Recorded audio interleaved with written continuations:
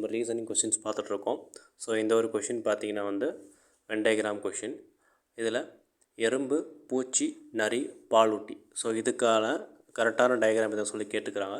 So பாலூட்டின்னு வந்துட்டாலே பாலூட்டிகளுக்குள்ளே நம்ம என்னென்ன வரும்னு சொல்லி விலங்குகள் எல்லாம் பாலூட்டிகள் தான் வரும். ஸோ பாலூட்டியில் வந்து நரி வந்து பாலூட்டியில் வந்துடும். ஸோ இந்த மாதிரி டயக்ராம் வந்து வரத்துக்கான மேட்ச் இருக்குது. அடுத்து வந்து பூச்சிகளில் வந்து எறும்பு வந்துடும். ஸோ ஆனால் பாலூட்டியும் பூச்சியும் வந்து வேறு வேறு. ஸோ இந்த டயக்ராம் வந்து இதுக்கானது கரெக்டான ஆப்ஷன்.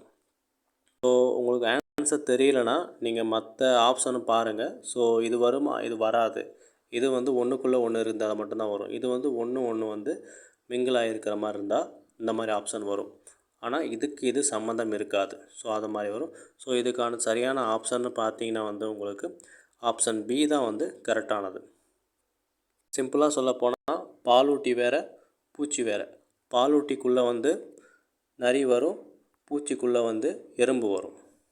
அடுத்த கொஷின் பார்த்தீங்கன்னா நீந்துதல், சைக்கிள் ஓட்டுதல், உடற்பயிற்சிகள்.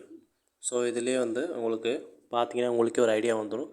ஸோ உடற்பயிற்சின்றதுக்குள்ளே வந்து நம்மளுக்கு சைக்கிள் ஓட்டுறதும் அடங்கும், நீந்துதலும் அடங்கும். ஸோ உடற்பயிற்சின்றதில் சைக்கிள் ஓட்டுறதும் அடங்கும், நீந்துதலும் அடங்கும். ஆனால் ரெண்டும் வந்து ஒன்றும் இல்லை.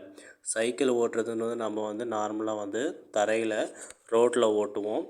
நீந்துறதுன்றது வந்து நம்ம தண்ணியில்.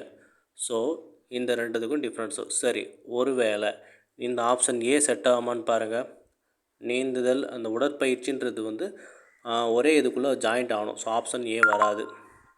அடுத்து வந்து ஆப்ஷன் பி, இது வந்து ஒன்றுக்குள்ளே ஒன்று வந்து மேட்ச் ஆகிற மாதிரி இருந்தால் தான் வரும்.